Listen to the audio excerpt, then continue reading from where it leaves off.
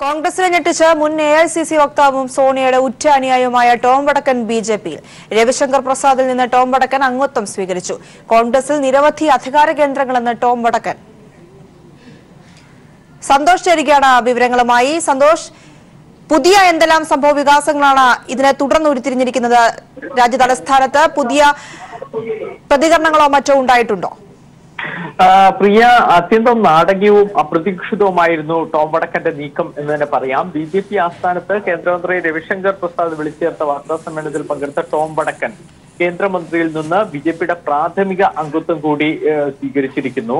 AICC secretary, party വക്താവ് എന്നീ ചുമതലയുള്ള ടോം വടക്കൻ വിവിധ ചാനലുകളിൽ കോൺഗ്രസിന്റെ മുഖം കൂടിയാണ്. അങ്ങനെ പ്രശസ്തനാണ് അദ്ദേഹമാണ് പുൽവാമ സ്ഫോടനത്തിലെ കോൺഗ്രസ് നിലപാടിൽ പ്രതിഷേധിച്ച് രാജി എന്ന് BJP ആസ്ഥാനത്തെത്തി പറഞ്ഞിരിക്കുന്നത്. ആത്മാഭിമാനമുള്ള ആർക്കും കോൺഗ്രസിൽ തുടരാനാകില്ല എന്നും വിമർശിക്കുന്നു. ഉപയോഗിച്ച ശേഷം വലിച്ചെറിയുന്നതാണ് കോൺഗ്രസ് രീതി എന്നും വടക്കൻ കുറ്റപ്പെടുത്തി. എന്തായാലും BJPയിലേക്കുള്ള ടോം വടക്കന്റെ മാറ്റം കോൺഗ്രസ് നേതൃത്വത്തെ ഞെട്ടിച്ചു. ടോം വടക്കന്റെ മാറ്റത്തെക്കുറിച്ച് കേന്ദ്ര നേതാക്കൾ ആരും ഇതുവരെ അങ്ങനെ സംസാരിച്ചിട്ടില്ല, മൗനം പാലിക്കുകയാണ്. എന്നാൽ AICC വക്താവ് മാത്രമാണ് ഇതുവരെ പ്രതികരിച്ചിരിക്കുന്നത്. അതാകട്ടെ വളരെ ചുരുക്കം ചില വാക്കുകളിൽ, കാരണം അവർക്കും അപ്രതീക്ഷിതമായിരുന്നു, എന്തു പറയണം എന്നറിയാത്തൊരവസ്ഥ. ഇതുവരെ BJPയെ ടോം വടക്കൻ വിമർശിച്ചിരുന്നു. ഇനി ആ വാക്കുകളെ കുറിച്ച് BJP എന്തു പറയുമെന്ന് മാത്രമാണ് കോൺഗ്രസ് ഇതുവരെ ഉണ്ടായിരിക്കുന്ന ഒരു പ്രതികരണം. BJP ടിക്കറ്റിൽ തൃശൂരിൽ ടോം വടക്കൻ മത്സരിക്കുമെന്നാണ് ഇപ്പോൾ ലഭിക്കുന്ന സൂചന. നേരത്തെ 2009 അദ്ദേഹം തൃശൂരിൽ കോൺഗ്രസ് ടിക്കറ്റ് മത്സരിക്കാൻ ശ്രമിച്ചെങ്കിൽ അന്ന് PC ചാക്കോയ്ക്കാണ് കോൺഗ്രസ് സീറ്റ് നൽകിയത്. പിന്നീട് ദേശീയ തലത്തിൽ തന്നെ സജീവമായി പ്രവർത്തിച്ചു വരികയായിരുന്നു വടക്കൻ.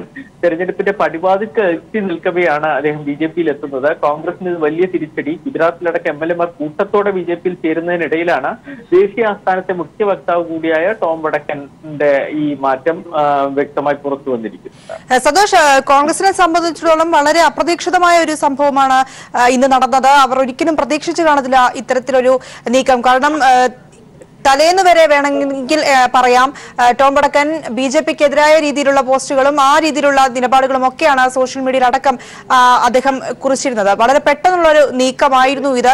നമ്മൾ പ്രതികരണം എടുത്ത പല നേതാക്കളും ഇതൊരു വളരെ യാതൊരു അസ്വാഭാവികതയും തോന്നുന്നില്ല, വേണ്ട ഒരു തീരുമാനം തന്നെയാണ് എന്നാണ് പ്രതികരിച്ചത്. എങ്കിലും കോൺഗ്രസിനെ സംബന്ധിച്ചിടത്തോളം വലിയ ഒരു തിരിച്ചടിയല്ലേ ഈ ഒരു സംഭവം ഉണ്ടാക്കിയിരിക്കുന്നത്? ടോം വടക്കൻ BJPയിൽ ചേർന്നിരിക്കുകയാണ്. കോൺഗ്രസ് വിട്ടിരിക്കുന്നു ടോം വടക്കൻ. കോൺഗ്രസിനെ സംബന്ധിച്ചിടത്തോളം വളരെ അപ്രതീക്ഷിതമായ ഒരു സംഭവമാണ് നടന്നിരിക്കുന്നത്. വിശദാംശങ്ങളാണ് സന്തോഷ് സർലിംഗ് നൽകിയത്.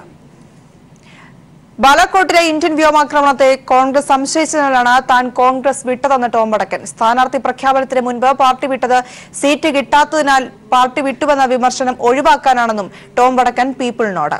BJP ഏത് ചുമതല നൽകിയാലും അത് നിർവഹിക്കാൻ തയ്യാറാണെന്നും ടോം വടക്കൻ പറഞ്ഞു. കോൺഗ്രസ് വിട്ട് BJPയിൽ ചേർന്ന ടോം വടക്കൻ ഇപ്പോൾ പീപ്പിൾ TVയോടൊപ്പം ചേരുകയാണ്. ഏത് സാഹചര്യത്തിലാണ് സർ ഈ തരത്തിലൊരു തീരുമാനത്തിലേക്ക് നീങ്ങേണ്ടി വന്നത്?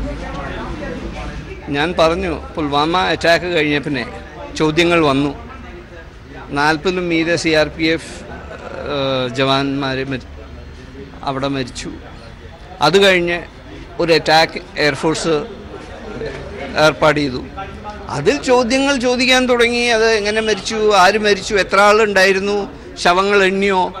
ഇത് ചോദ്യങ്ങളല്ല. ഇന്ത്യൻ എയർഫോഴ്സ് അവിടെ പോയി അറ്റാക്ക് ചെയ്തു. ഒരു നമ്മുടെ എയർഫോഴ്സ് പൈലറ്റ് അവിടെ പോയി പാരച്യൂട്ട് ചെയ്ത് ഇറങ്ങി. അവർ ഇന്ത്യയിലേക്ക് തിരിച്ചു വന്നു. അത് ബേസിക്കലി ഇന്ത്യൻ എയർഫോഴ്സിന്റെ കഴിവല്ലേ.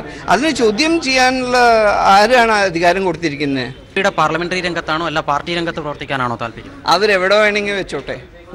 അവർ നാഗാലാൻഡിൽ അയച്ച് ക്യാമ്പയിൻ ചെയ്യാൻ അയച്ചാൽ ഞാൻ അങ്ങോട്ട് പോകും. പാർട്ടി വർക്കറാണ്. എനിക്ക് പാർട്ടിയുടെ പ്രോഗ്രാംസും നെറേറ്റീവയുടെ മൂവ്മെൻ്റാണ് ഞാൻ ശ്രദ്ധിക്കുന്നത്. അപ്പോൾ ഈ കേരളത്തിലെ BJPയുടെ ഭാഗമായി തെരഞ്ഞെടുപ്പിൽ മത്സരിക്കാനുള്ള സാധ്യതയെക്കുറിച്ച് എന്താണ്? ഞാൻ ഒന്നും തന്നെ ആവശ്യപ്പെട്ടിട്ടില്ല. ആവശ്യപ്പെട്ടാലല്ലേ ഇഷ്യൂ വരുന്നത്. അവരൊന്നും തരാനും പ്രോമിസ് ചെയ്തില്ല. ഒന്നും ഞാനൊരു ആവശ്യം ഒന്നും പ്രകടിപ്പിച്ചിട്ടുമില്ല. പിന്നെ എന്താണ് ഇഷ്യൂ? അല്പം മുൻപ് BJPയിൽ ചേർന്ന കോൺഗ്രസ് നേതാവ് ടോം വടക്കനാണ് ഇപ്പോൾ പീപ്പിൾ TVയോടൊപ്പം ചേർന്നത്. തുടർച്ചയായി കോൺഗ്രസ് നേതാക്കൾ BJPയിൽ പോകുന്ന കാഴ്ച വീണ്ടും ആവർത്തിച്ചിരിക്കുന്നു എന്നുള്ളത് തന്നെയാണ് ഏറ്റവും പ്രധാനം. ഇടതുപക്ഷം ആവർത്തിച്ചുകൊണ്ട് പറയുന്ന ഒരു വിമർശനമാണ് കോൺഗ്രസ് എന്ന് പറയുന്നത് നാളെ BJP ആവാൻ വേണ്ടി പോകുന്നവരാണ് എന്നുള്ളത്. അതൊരിക്കൽ കൂടി അടിവരയിടുന്ന ഒരു കാഴ്ച കൂടിയാണ് ഇന്ന് ടോം വടക്കൻ്റെ കാര്യത്തിൽ സംഭവിച്ചിരിക്കുന്നത്. ക്യാമറാമാൻ അതുലിനൊപ്പം Sarath K Sasi, news bureau, Delhi. റഫേലിൽ കേന്ദ്ര സർക്കാരിന് ക്ലീൻ ചിറ്റ് നൽകിയതിനെതിരെയുള്ള പുനഃപരിശോധനാ ഹർജികൾ സുപ്രീംകോടതി പരിഗണിക്കുന്നു. റഫേലുമായി ബന്ധപ്പെട്ട കോടതിക്ക് മുന്നിലെത്തിയ സുപ്രധാന രേഖകൾ മോഷ്ടിക്കപ്പെട്ടത് തന്നെയെന്ന് ഇന്നും AG കോടതിയിൽ ആവർത്തിച്ചു. കേരള കോൺഗ്രസിലെ തർക്കത്തിൽ ഹൈക്കമാൻഡിന് അതൃപ്തി. തർക്കം തെരഞ്ഞെടുപ്പിൽ കോൺഗ്രസിന്റെ മുൻതൂക്കം നഷ്ടപ്പെടുത്തി. മറ്റു സീറ്റുകളിലെ ജയസാധ്യതയെയും ഇത് ബാധിക്കുമെന്നാണ് വിലയിരുത്തൽ. ഇനി കേരള കോൺഗ്രസിനോട് ഉദാര സമീപനം വേണ്ടെന്ന് കോൺഗ്രസിലെ ഒരു വിഭാഗം നിലപാടെടുത്തു.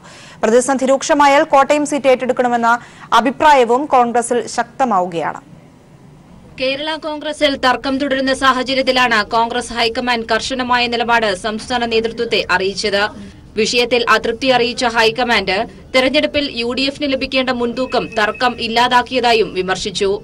കേരള കോൺഗ്രസിൽ തർക്കം രൂക്ഷമാകുന്ന പക്ഷം പ്രഖ്യാപിച്ച സ്ഥാനാർത്ഥിയെ മാറ്റി ഇരുകൂട്ടർക്കും യോജിപ്പുള്ള പൊതുസമ്മതനെ കോട്ടയത്ത് നിർത്തുക, അല്ലെങ്കിൽ കോട്ടയം സീറ്റ് ഏറ്റെടുക്കണമെന്ന അഭിപ്രായവും കോൺഗ്രസിനുള്ളിൽ ശക്തമാകുകയാണ്. കേരള കോൺഗ്രസിനെതിരെ വലിയ അമർഷവും കോൺഗ്രസിനുള്ളിൽ രൂപപ്പെട്ടിട്ടുണ്ട്. കോട്ടയത്തെ തർക്കം പത്തനംതിട്ട, ഇടുക്കി സീറ്റുകളിലെ വിജയസാധ്യതയെ പോലും ബാധിച്ചേക്കാമെന്നാണ് കോൺഗ്രസ് വിലയിരുത്തൽ. സമീപ മണ്ഡലങ്ങളിലെ വിജയസാധ്യതയെയും തർക്കം ബാധിച്ചേക്കാമെന്ന് ഹൈക്കമാൻഡും കണക്കുകൂട്ടുന്നു. തർക്കത്തെക്കുറിച്ച് രാഹുൽ ഗാന്ധി നേതാക്കളിൽ നിന്നും ഇതിനോടകം തന്നെ വിശദാംശങ്ങൾ തേടിയിട്ടുണ്ട്. കേരള കോൺഗ്രസിനോട് ഇനി മൃദു സമീപനം വേണ്ടെന്ന് കോൺഗ്രസിനുള്ളിൽ തന്നെ ഒരു വിഭാഗം നിലപാടെടുത്തിട്ടുണ്ട്. കേരള കോൺഗ്രസിനെ മുന്നണിയിലേക്ക് തിരികെ കൊണ്ടുവരികയും കോൺഗ്രസിന് ലഭിച്ച രാജ്യസഭാ സീറ്റ് നൽകിയ കാര്യവും ഇവർ ഉന്നയിക്കുന്നു. ഏതായാലും പ്രശ്നപരിഹാരം എത്രയും വേഗം കൈക്കൊണ്ടില്ലെങ്കിൽ വിഷയം തെരഞ്ഞെടുപ്പിൽ UDF-നെ ബാധിക്കുമെന്നതിൽ സംശയമില്ലെന്നാണ് വിലയിരുത്തൽ. News bureau, Thiruvananthapuram. കോട്ടയത്ത് പ്രഖ്യാപിച്ച സ്ഥാനാർത്ഥിയെ ഒരു കാരണവച്ചാലും മാറ്റില്ലെന്നും തോമസ് ചാഴിക്കാടിന്റെ പ്രചരണം തുടരുമെന്നും മാണി വിഭാഗം. സ്ഥാനാർത്ഥി നിർണയ വിവാദത്തിൽ കോൺഗ്രസ് ഇടപെടേണ്ടതില്ലെന്ന് Roshy Augustine MLA. Idukki seat PJ ജോസഫിന് നൽകുന്നതിൽ എതിർപ്പില്ലെന്നും റോഷി അഗസ്റ്റിൻ ഇടുക്കിയിൽ പറഞ്ഞു. ഇന്ത്യൻ യൂണിയൻ മുസ്ലിം ലീഗിന് കൊടുത്ത സ്ഥാനാർത്ഥിയെ നിശ്ചയിക്കുന്നത് ഇന്ത്യൻ യൂണിയൻ മുസ്ലിം ലീഗാണ്. RSPയുടെ സ്ഥാനാർത്ഥിയെ നിശ്ചയിച്ചത് RSP ആണ്. കേരള കോൺഗ്രസിന്റെ സ്ഥാനാർത്ഥിയെ നിശ്ചയിക്കുന്നത് കേരള കോൺഗ്രസ് ആണ്. അതാണ് മുന്നണിയുടെ സാഹോദര്യവും സത്യസന്ധതയും വിശ്വസ്തതയും. അത് കേരളത്തിൽ അങ്ങോളം ഇങ്ങോളം അനുഭവിക്കുന്ന സാമാന്യ ജനവിഭാഗത്തിനറിയാം.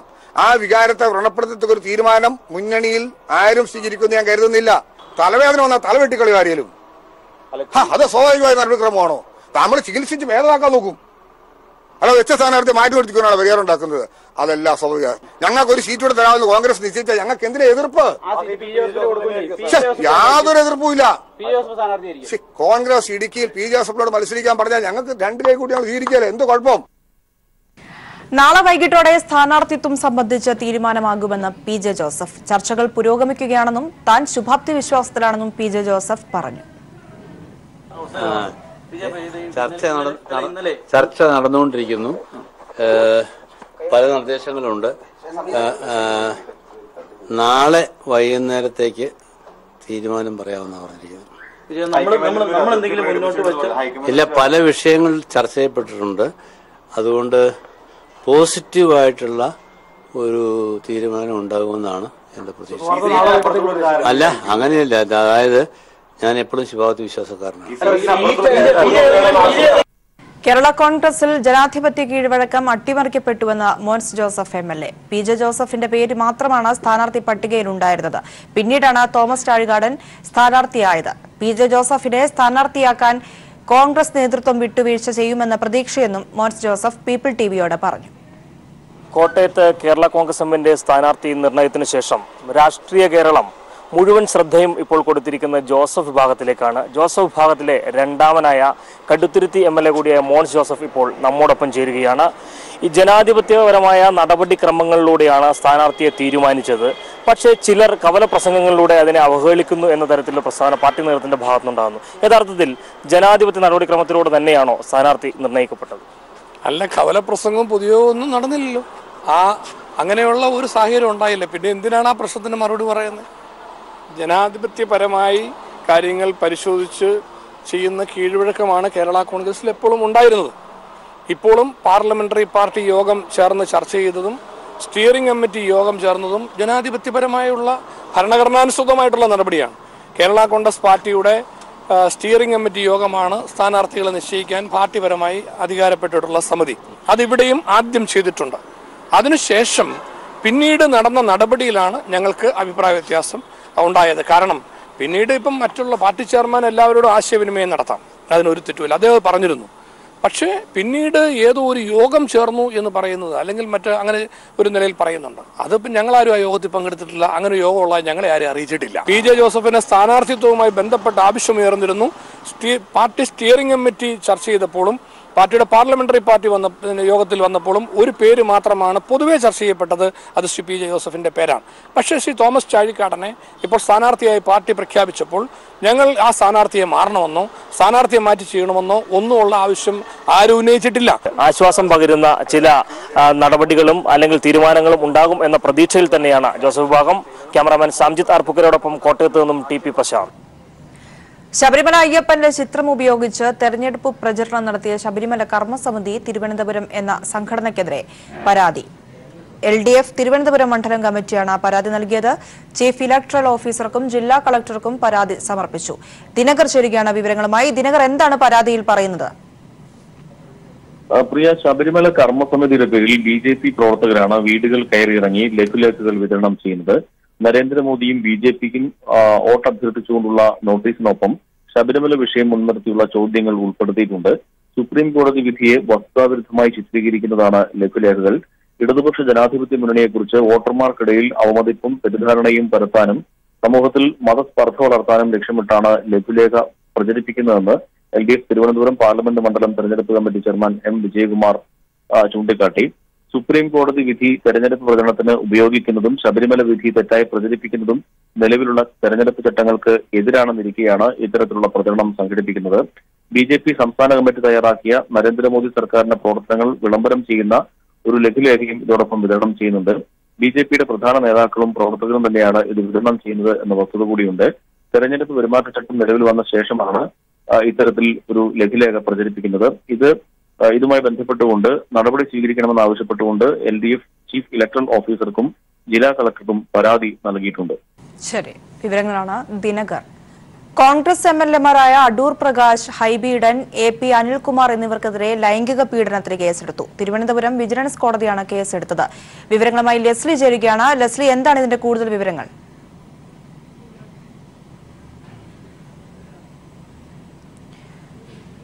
കോൺഗ്രസ് MLA-മാരായ അടൂർ പ്രകാശ്, ഹൈബി ഈഡൻ, AP അനിൽകുമാർ എന്നിവർക്കെതിരെയാണ് ഇപ്പോൾ ലൈംഗിക പീഡനത്തിന് കേസെടുത്തിരിക്കുന്നത്. തിരുവനന്തപുരം വിജിലൻസ് കോടതിയാണ് കേസെടുത്തത്. സോളാർ വ്യവസായം തുടങ്ങാൻ സഹായ വാഗ്ദാനം നൽകി പീഡിപ്പിച്ചുവെന്നാണ് പരാതിയിൽ പറഞ്ഞത്. ഇതിന്റെ അടിസ്ഥാനത്തിലാണ് ഇപ്പോൾ വിജിലൻസ് കോടതി കേസെടുത്തിരിക്കുന്നത്. ലെസ്ലി ചേരുകയാണ് വിവരങ്ങളുമായി. ലെസ്ലി, ഈ കേസിന്റെ കൂടുതൽ വിശദാംശങ്ങൾ എന്താണ്? പ്രിയ, സോളാർ അന്വേഷണ കമ്മീഷന്റെ റിപ്പോർട്ട് വന്നതിനെ തുടർന്ന് സരിത നൽകിയ പരാതിയിലാണ് ക്രൈംബ്രാഞ്ച് ഇപ്പോൾ കോടതിയിൽ FIR സമർപ്പിച്ചിരിക്കുന്നത്. ജനപ്രതിനിധികൾക്ക് വേണ്ടിയുള്ള പ്രത്യേക കോടതി, എറണാകുളത്തെ പ്രത്യേക കോടതിയിലാണ് ഇത് സംബന്ധിച്ച FIR സമർപ്പിച്ചിരിക്കുന്നത്. ഏറ്റവും പ്രധാനമായത് 2 തവണ നിയമോപദേശം നടത്തിയ ശേഷമാണ് കേസിൽ FIR രേഖപ്പെടുത്തിയിരിക്കുന്നത് എന്നുള്ളതാണ്. തെക്കൻ മേഖല ADGP മനോജ് എബ്രഹാമാണ് സരിതയിൽ നിന്നും ഇത് സംബന്ധിച്ച മൊഴി രേഖപ്പെടുത്തിയിരുന്നത്.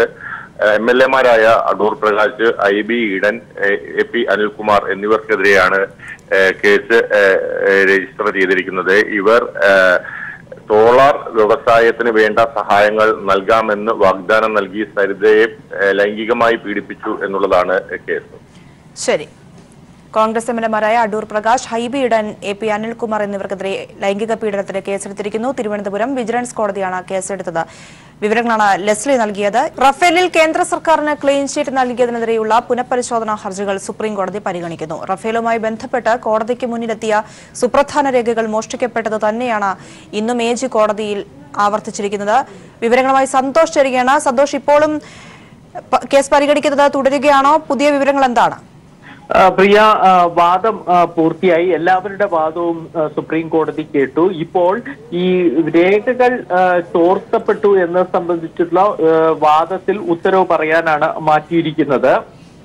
അരുൺ ഷൂറി ഈ കേസിലെ ഒരു കക്ഷിക്കാരനാണ്. പക്ഷെ അദ്ദേഹവും നേരിട്ട് കോടതിയിൽ ഇന്ന് വാദിച്ചു എന്നതാണ് ശ്രദ്ധേയമായത്. അരുൺ ഷൂറി പറഞ്ഞത് AG എന്തായാലും സമ്മതിച്ചിരിക്കുന്നു, ഞങ്ങൾ ഈ സത്യവാങ്മൂലത്തിൽ നൽകിയിരിക്കുന്ന രേഖകളെല്ലാം സത്യമാണ് എന്ന്. അതിന് അദ്ദേഹത്തിന് നന്ദി പറയുന്നു എന്നായിരുന്നു അരുൺ ഷൂറിയുടെ വാദം. AG ഇതിനിടയിൽ കോടതിയിൽ ഇന്ന് 3 മണിക്ക് വാദം ആരംഭിച്ചപ്പോൾ വളരെ നിർണായകമായ ഒരു പരാമർശമുണ്ടായത് പ്രതിരോധ കരാറുകൾ പരസ്യപ്പെടുത്തി എന്നതുകൊണ്ട് മാത്രം രാജ്യസുരക്ഷയെ അത് ഒരു തരത്തിലും ബാധിക്കില്ല എന്നാണ്. ജസ്റ്റിസ് AK കൗളാണ് അത്തരം ശ്രദ്ധേയമായ ഒരു പരാമർശം നടത്തിയത്. നവംബർ മാസമാണ് ഈ രേഖകൾ പുറത്തു വന്നത്, അല്ലെങ്കിൽ ചോർന്നു എന്ന് സർക്കാർ പറയുന്നത്. പക്ഷേ അന്നൊന്നും ഇതിനെതിരെ നടപടി എടുത്തില്ല. അത് എന്തുകൊണ്ടാണ് എന്നും കോടതി സർക്കാർ ചോദിച്ചു. AG ഇക്കാര്യത്തിൽ പറഞ്ഞത് ഔദ്യോഗിക രഹസ്യ നിയമം അനുസരിച്ച് RTA പ്രകാരം പോലും ലഭിക്കാത്ത രേഖകളാണ് ഈ സൗത്ത് ബ്ലോക്കിൽ നിന്ന് മോഷ്ടിച്ച് കോപ്പി ചെയ്ത് ഇപ്പോൾ നൽകിയിരിക്കുന്നതെന്നായിരുന്നു AGയുടെ വാദം. പക്ഷെ അത് പൂർണ്ണമായും സുപ്രീം കോടതി അംഗീകരിച്ചിട്ടില്ല എന്ന് സുപ്രീം കോടതിയുടെ പരാമർശത്തിൽ നിന്ന് വ്യക്തം. ഈ പല രേഖകളും ചോരുന്നു എന്നതിനപ്പുറത്തേക്ക് ഇതെങ്ങനെ രാജ്യസുരക്ഷയെ ബാധിക്കും എന്ന് വ്യക്തമാക്കേണ്ട ഒരു അവസ്ഥയിലേക്കാണ് കേന്ദ്ര സർക്കാർ ഇന്നത്തെ വാദത്തിൽ എത്തിയത്. എന്തായാലും കോടതി ഉത്തരവ് പറയാൻ മാറ്റിവെച്ചിരിക്കുകയാണ്. ശരി, വിവരങ്ങളാണ് സന്തോഷ് നൽകിയത്. തീവ്രവാദി മസൂദ് അസറിനെ വിട്ടുതരണമെന്ന് ഇന്ത്യ പാകിസ്ഥാനോട് ആവശ്യപ്പെട്ടു. ഇമ്രാൻഖാൻ ഇത്ര വലിയ ആളാണെങ്കിൽ മസൂദിനെ ഇന്ത്യക്ക് കൈമാറുകയാണ് വേണ്ടതെന്ന് വിദേശകാര്യമന്ത്രി സുഷമ സ്വരാജ് വ്യക്തമാക്കി. അതേസമയം മസൂദിനെ ആഗോള ഭീകരനായി പ്രഖ്യാപിക്കാനുള്ള പ്രമേയം ഐക്യരാഷ്ട്രസഭയുടെ സുരക്ഷാ സമിതിയിൽ പരാജയപ്പെട്ടു. ജെയ്ഷെ മുഹമ്മദ് നേതാവ് മസൂദ് അസറിനെ ആഗോള ഭീകരനായി പ്രഖ്യാപിക്കണമെന്നാവശ്യപ്പെട്ടുള്ള പ്രമേയത്തെ ഐക്യരാഷ്ട്രസഭ രക്ഷാസമിതിയിൽ ചൈന വീണ്ടും എതിർത്തു. പുൽവാമ ഭീകരാക്രമണത്തെ തുടർന്ന് ഫെബ്രുവരി 27-ന് US, ബ്രിട്ടൻ, ഫ്രാൻസ് എന്നീ രാജ്യങ്ങൾ കൊണ്ടുവന്ന പ്രമേയത്തിന്മേലാണ് ബുധനാഴ്ച രാത്രി വൈകി UN-ൽ വോട്ടെടുപ്പ് നടന്നത്. 15-അംഗ UN രക്ഷാസമിതിയിൽ വീറ്റോ അധികാരമുള്ള ചൈന 4ാം തവണയാണ് പ്രമേയത്തെ എതിർത്ത് വോട്ട് ചെയ്യുന്നത്. പ്രമേയം പരാജയപ്പെട്ടതിൽ നിരാശയുണ്ടെന്നും എന്നാൽ രാജ്യത്തിന്റെ പൌരന്മാർക്കെതിരെ നീചമായ കുറ്റകൃത്യങ്ങൾ ചെയ്യുന്ന ഭീകരരെ നിയമത്തിന് മുന്നിൽ കൊണ്ടുവരാൻ സാധ്യമായ എല്ലാ വേദികളും ഉപയോഗപ്പെടുത്തുമെന്നും ഇന്ത്യ വ്യക്തമാക്കി. ചൈനയുടെ പേരെടുത്തു പറയാതെയാണ് വിദേശകാര്യ മന്ത്രാലയം പ്രസ്താവന ഇറക്കിയത്. രക്ഷാസമിതിയിലെ ഒരംഗം എതിർത്തതിനാൽ മസൂദ് അസറിനെ ഭീകര പട്ടികയിൽ ഉൾപ്പെടുത്താനുള്ള പ്രമേയത്തിൽ തീരുമാനമെടുക്കാൻ കഴിഞ്ഞില്ലെന്ന് പ്രസ്താവനയിൽ പറയുന്നു. പ്രമേയത്തിന്മേൽ നിലപാടറിയിക്കാൻ ഉപരോധ സമിതിയിലെ അംഗരാജ്യങ്ങൾക്ക് UN 10 ദിവസത്തെ സമയം അനുവദിച്ചിരുന്നു. ഇത് ബുധനാഴ്ച രാത്രി 12:30 അവസാനിച്ചതിനെ തുടർന്നാണ് വോട്ടെടുപ്പ് നടന്നത്. ഇക്കാര്യത്തിൽ തങ്ങളുടെ നിലപാടിൽ മാറ്റമില്ലെന്ന് ചൈനീസ് വിദേശകാര്യ മന്ത്രാലയ വക്താവ് ലിയു കാങ് നേരത്തെ വ്യക്തമാക്കിയിരുന്നു. 2009, 2016, 2017 വർഷങ്ങളിലാണ് മസൂദ് അസറിനെ ഭീകരനായി പ്രഖ്യാപിക്കാനുള്ള പ്രമേയത്തെ ചൈന നേരത്തെ എതിർത്തത്. News desk people TV. ദില്ലിയിൽ ആം ആദ്മി പാർട്ടിയുമായി സഖ്യമുണ്ടാക്കുന്നതിൽ കോൺഗ്രസിൽ പുനരാലോചന. സഖ്യത്തെപ്പറ്റി പ്രവർത്തകരുടെ അഭിപ്രായം തേടി ശബ്ദ സന്ദേശം അയച്ചു. സംസ്ഥാനത്തിന്റെ ചുമതലയുള്ള ജനറൽ സെക്രട്ടറി PC ചാക്കോയ്ക്കാണ് സന്ദേശം അയച്ചത്. ആം ആദ്മി സഖ്യം വേണ്ടെന്ന് ഷീല ദീക്ഷിത് അടക്കമുള്ള സംസ്ഥാന നേതാക്കൾ ആവശ്യപ്പെട്ടിരുന്നു. ഇതിനു പിന്നാലെയാണ് സഖ്യവിഷയത്തിൽ പ്രവർത്തകരുടെ അഭിപ്രായം തേടിയുള്ള ശബ്ദ സന്ദേശം അയച്ചത്. ഇടത് സ്ഥാനാർത്ഥി A. പ്രദീപ് കുമാറിന് വിജയാശംസകൾ നേർന്ന MT വാസുദേവൻ നായർ. കോഴിക്കോട് MLA എന്ന നിലയിൽ പ്രദീപ് കുമാറിന്റെ വികസന പ്രവർത്തനങ്ങൾ ജനങ്ങൾ നേരിട്ട് കണ്ടതാണെന്ന് MT. പാർലമെന്റിൽ അധികാരം കൂടി ലഭിച്ചാൽ പ്രദീപ് കുമാർ നാടിനു വേണ്ടി കൂടുതൽ പ്രവർത്തനങ്ങൾ ചെയ്യുമെന്നും MT പറഞ്ഞു. മലയാള സാഹിത്യത്തിലെ കുലപതിയുമായുള്ള കൂടിക്കാഴ്ചയായിരുന്നു ഇന്ന് A. പ്രദീപ് കുമാർ MLA-യുടെ തെരഞ്ഞെടുപ്പ് പര്യടനത്തിലെ ഏറ്റവും പ്രധാനപ്പെട്ട കാഴ്ച. കോഴിക്കോട് ബിഷപ്പിനെ സന്ദർശിച്ച ശേഷമാണ് A. പ്രദീപ് കുമാർ മലയാള സാഹിത്യ കുലപതി MT-യുടെ വീട്ടിലെത്തിയത്. വാർദ്ധക്യ സഹജമായ അവശതകൾക്കിടയിലും MT വാസുദേവൻ നായർ പ്രദീപ് കുമാറിനെ ഹൃദ്യമായി സ്വീകരിച്ചു. ആരോഗ്യത്തെക്കുറിച്ചും നാടിനെക്കുറിച്ചുമെല്ലാം ചർച്ച ചെയ്തു. വികസന പ്രവർത്തനങ്ങൾ നടത്തുന്നവരാണ് ജയിക്കേണ്ടതെന്നും മുൻപ് ആളുകൾ കയറി ചെല്ലാൻ അറക്കുന്ന ആശുപത്രികളും വിദ്യാലയങ്ങളും അത്യന്താധുനിക സൗകര്യങ്ങളുള്ളതാക്കി മാറ്റിയ A. പ്രദീപ് കുമാർ MLA-ക്ക് പാർലമെന്റ് അംഗമായാൽ കൂടുതൽ കാര്യങ്ങൾ ജനങ്ങൾക്ക് വേണ്ടി ചെയ്യാനാകുമെന്നും MT പറഞ്ഞു. പ്രദീപ് കുമാർ MLA ആയിരിക്കുന്ന കാലത്ത് ഇവിടെ ഒരുപാട് നല്ല കാര്യങ്ങൾ ചെയ്തിട്ടില്ലേ, ജനങ്ങളുടെ മുമ്പിലില്ലേ. ഒന്നിനും കൊള്ളാതെ കിടന്നിരുന്ന ആശുപത്രി എത്ര നന്നാക്കി, എത്ര സ്കൂളുകൾ എത്ര നന്നാക്കി. അപ്പം അത് ഇനി കുറേ കൂടി വിപുലമായിട്ടുള്ളൊരു സ്ഥലത്തേക്ക് വന്നാൽ ഒരു പാർലമെൻറ്റ് കോൺസ്റ്റിറ്റ്യുവൻസി കൈവശം അതിൻ്റെ ഉത്തരവാദിത്വം വന്നാൽ ഇതിലും വലിയ കാര്യങ്ങൾ നമുക്ക് പ്രതീക്ഷിക്കാം. ജനങ്ങൾക്കറിയും. അതിപ്പോൾ നമ്മളാരും പറയാതെ തന്നെ ജനങ്ങൾക്ക് അറിയുന്നതാണ്. ജനങ്ങളും കാത്തിരിക്കുന്നുണ്ട്. അങ്ങനെ ചെയ്യുന്ന ആളുകളാണ് വേണ്ടത്. നാടിനു വേണ്ടി, സമൂഹത്തിന് വേണ്ടിയിട്ട് ചെയ്യുന്ന ആളുകളാണ് അധികാരസ്ഥാനത്ത് വരേണ്ടത്. MD ആയിട്ട് ഞാൻ വിദ്യാർത്ഥിയായിരുന്ന കാലം മുതൽ ഉള്ള ഒരു ബന്ധമുണ്ട്. എപ്പോഴും ഇവിടെ വരികയും MDയെ കാണുകയും സംസാരിക്കുകയൊക്കെ ചെയ്യുന്നൊരു ബന്ധമുണ്ട്. MD എല്ലാ കാലത്തും നമ്മുടെ പൊതുപ്രവർത്തനത്തെയും അദ്ദേഹം ഒരു പ്രത്യേക രാഷ്ട്രീയ നിലപാടെടുക്കാതെ തന്നെ നമ്മളെ പൊതുപ്രവർത്തനത്തെയും വികസന പ്രവർത്തനങ്ങളെയൊക്കെ എപ്പോഴും പിന്തുണച്ചിട്ടുണ്ട്. A. പ്രദീപ് കുമാറിന് എല്ലാ വിജയാശംസകളും നേർന്നുകൊണ്ടാണ് MD ഇവിടെ നിന്നും യാത്രയാക്കിയത്. MDയുടെ ഭവനത്തിൽ നിന്നും ക്യാമറമാൻ ഫിറോസ് കുട്ടാലിയുടെക്കൊപ്പം TV ജോഷില. ഇടതുമുന്നണിക്ക് അസൽ വിജയം ഉണ്ടാകുമെന്ന് VS അച്യുതാനന്ദൻ. സജീവമായി തന്നെ പ്രചരണത്തിന് ഇറങ്ങുമെന്നും VS പറഞ്ഞു. ആറ്റിങ്ങൽ മണ്ഡലത്തിലെ ഇടതുമുന്നണി സ്ഥാനാർത്ഥി A. സമ്പത്ത് VSനെ സന്ദർശിച്ചു.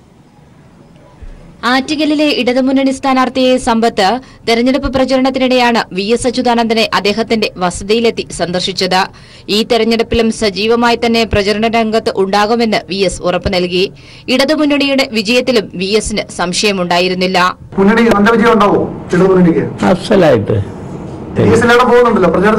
പിന്നെ കടുത്ത വേനലിനെ അതിജീവിച്ചുള്ള പ്രചരണ വിശേഷങ്ങളും VSുമായി സമ്പത്ത് പങ്കുവച്ചു. കേരളത്തിൻ്റെ രാഷ്ട്രീയ ചരിത്രത്തിലെ ഇതിഹാസമായിട്ടുള്ള സഖാവ് VS നിങ്ങളോടൊപ്പം സന്തോഷം പങ്കിടുകയാണ്. ഇടതുപക്ഷ ജനാധിപത്യ മുന്നണിക്ക് കേരളത്തിൽ അഭിമാനകരമായ വിജയം ആ വിധത്തിൽ സമ്മാനിക്കാൻ എല്ലാ ജനങ്ങളുടെയും സാന്നിധ്യവും സഹകരണവും പങ്കാളിത്തവും അനുഗ്രഹാശിസ്സുകളും ഉണ്ടാകട്ടെ എന്നുള്ളതാണ് എൻ്റെ അഭ്യർത്ഥന. CSI ബിഷപ്പ് ഡോക്ടർ ധർമ്മരാജ് റസാലത്തെ സന്ദർശിച്ചാണ് A. സമ്പത്ത് ഇന്നത്തെ അദ്ദേഹത്തിന്റെ പ്രചരണത്തിന് തുടക്കം കുറിച്ചത്. News bureau, Thiruvananthapuram. കോൺഗ്രസ് MLA-മാരായ Adoor Prakash, IB Eden, AP Anilkumar എന്നിവർക്കെതിരെ ലൈംഗിക പീഡനത്തിന് കേസെടുത്തു. തിരുവനന്തപുരം വിജിലൻസ് കോടതിയാണ് കേസെടുത്തത്. ലെസ്ലി ജെറിക്കാണ് വിവരങ്ങളുമായി. ലെസ്ലി, 3 MLA-മാർക്കെതിരെയാണ് കേസെടുത്തിരിക്കുന്നത്. എങ്ങനെയാണ് ഈ കേസിന്റെ വശങ്ങൾ? പുതിയ വിവരങ്ങൾ എന്താണ്? പ്രിയ, ക്രൈംബ്രാഞ്ചാണ് ഈ 3 ജനപ്രതിനിധികൾക്കെതിരെ IB Eden, Adoor Prakash, AP Anilkumar എന്നിവർക്കെതിരെ കേസ് രജിസ്റ്റർ ചെയ്തിരിക്കുന്നത്. സരിത S. നായരെ വ്യവസായ ആവശ്യങ്ങൾക്ക് സഹായ വാഗ്ദാനം നൽകി ലൈംഗികമായി പീഡിപ്പിച്ചു എന്നുള്ളതാണ് കേസ്. നേരത്തെ സോളാർ കമ്മീഷൻ റിപ്പോർട്ട് പുറത്തു വന്നതിനെ തുടർന്ന് സരിത നൽകിയ പരാതിയാണ് ഈ കേസിന് ആസ്പദമായിരിക്കുന്നത്.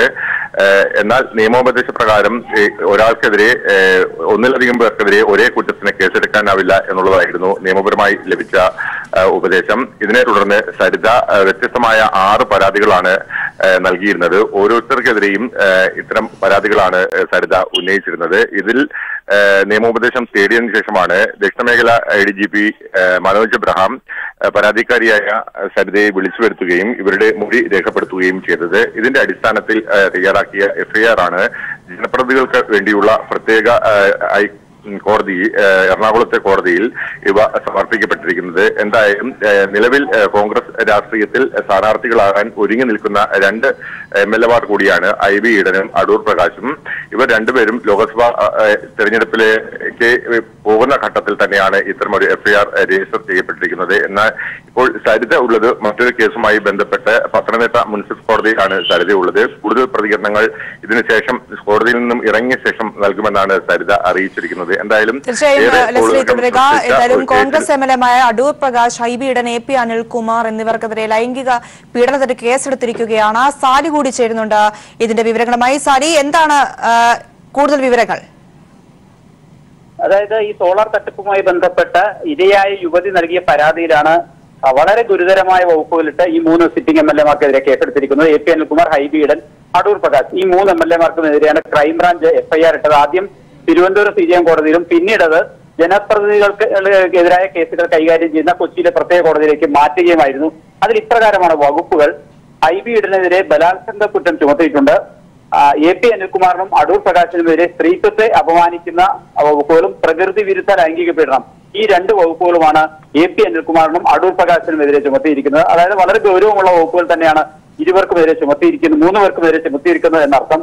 മുൻപ് ഉമ്മൻചാണ്ടിക്കും കോൺഗ്രസ് നേതാവ് KC വേണുഗോപാലിനുമെതിരെ ഇതേ യുവതി ഇത്തരത്തിലൊരു പരാതി നൽകുകയും അതിൽ FIR ഇടുകയും ചെയ്തിരുന്നു. അതിപ്പോൾ ഹൈക്കോടതിയുടെ പരിഗണനയിലാണ് ഈ കേസ്. അന്ന് തന്നെ സർക്കാർ ഇക്കാര്യത്തിൽ നിയമോപദേശം തേടിയിരുന്നു. ഈ യുവതി നൽകിയ പരാതിയിൽ തുടർ നടപടികൾക്ക് സാധ്യതയുണ്ടോ എന്നതിനെ കുറിച്ച്. സർക്കാരിന് ലഭിച്ചിരിക്കുന്ന നിയമോപദേശം ഈ യുവതി കൃത്യമായ തെളിവുകളോടെയും കൃത്യമായ വ്യക്തമായ മൊഴിയുടെയും അടിസ്ഥാനത്തിലാണ് ഇത്തരം ഒരു പരാതി ഈ 3 MLA പൂർണ്ണമായി 6 പേർക്കെതിരെ നൽകിയിട്ടുണ്ട്.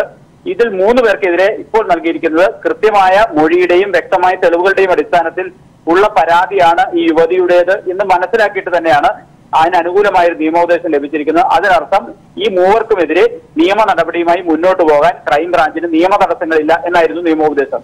അതിന്റെ അടിസ്ഥാനത്തിലാണ് ഇപ്പോൾ കേസെടുത്തിരിക്കുന്നത്. ഞാൻ നേരത്തെ സൂചിപ്പിച്ചതുപോലെ ഐബിക്കെതിരെ ബലാത്സംഗ കുറ്റവും AP അനിൽകുമാറിന് അടൂർ പ്രകാശിനെതിരെ സ്ത്രീത്വത്തെ അപമാനിക്കലും പ്രകൃതി വിരുദ്ധ ലൈംഗിക പീഡനം ഈ 2 വകുപ്പുകളാണ് ചുമത്തിയിരിക്കുന്നത്. ഇനി നടക്കേണ്ടത് ഇവർ 3 പേരും ഈ കോടതിയിൽ ഹാജരായി ഉടൻ തന്നെ ജാമ്യം എടുക്കേണ്ടതുണ്ട്. സാലി, സാലി സൂചിപ്പിച്ചതനുസരിച്ചാണെങ്കിൽ വളരെ ഗൗരവമുള്ള വകുപ്പുകളാണ് ഈ 3 MLA-മാർക്കുമെതിരെ ചുമത്തിയിരിക്കുന്നത് എന്ന് മനസ്സിലാക്കാൻ സാധിക്കുന്നു. കൃത്യമായ മൊഴികളുടെയും തെളിവുകളുടെയും അടിസ്ഥാനത്തിലാണ് ഇപ്പോൾ ഇത്തരത്തിലൊരു നീക്കത്തിലേക്ക് പോയിരിക്കുന്നത്. ഇത് ഇത്തരത്തിൽ ഗൗരവമുള്ള വകുപ്പുകളായതിനാൽ തന്നെ ഈ 3 MLA-മാർക്കും കാര്യങ്ങൾ കൂടുതൽ കഠിനമാവുകയില്ലേ മുൻപോട്ട് പോകുമ്പോൾ? അതിന് രാഷ്ട്രീയമായ മാനങ്ങളുണ്ട്. കാരണം നമുക്കറിയാം ഈ 3 MLA-മാരിൽ 2 പേരോ അല്ലെങ്കിൽ 3 പേരുമോ ഇക്കുറി പാർലമെന്റിലേക്ക് കോൺഗ്രസിന്റെ സ്ഥാനാർത്ഥി പട്ടികയിൽ ഉണ്ടാകും എന്ന് കരുതുന്ന 3 പേരുകളാണ്. ഇവർക്കെതിരെ ഏതാണ്ട് 6-7 മാസങ്ങൾക്ക് മുമ്പാണ് ഈ യുവതി ഇത്തരത്തിലൊരു പരാതി ഉന്നയിച്ചത്. അതിൽ നിയമപരമായ നടപടിക്രമങ്ങൾ നടന്നു വരികയുമായിരുന്നു.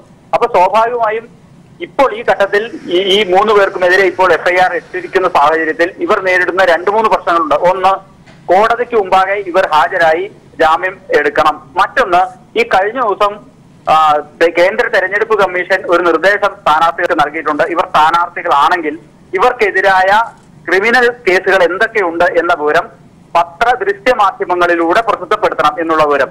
ഇവർ സ്ഥാനാർത്ഥികളായി വന്നാൽ ഇവർ നേരിടുന്ന ഏറ്റവും വലിയ വിഷയം അത് തന്നെയായിരിക്കും. തങ്ങൾ ബലാത്സംഗ കേസിലെ പ്രതികളാണ്, പ്രകൃതി വിരുദ്ധ ലൈംഗിക പീഡന കേസിലെ പ്രതികളാണ് എന്ന് ഇവർ തന്നെ പരസ്യം നൽകേണ്ട ഒരു ദുരവസ്ഥയിലേക്ക് ഈ 3 UDF MLA-മാർ എത്തും എന്നുള്ളതാണ് അതിന്റെ രാഷ്ട്രീയം.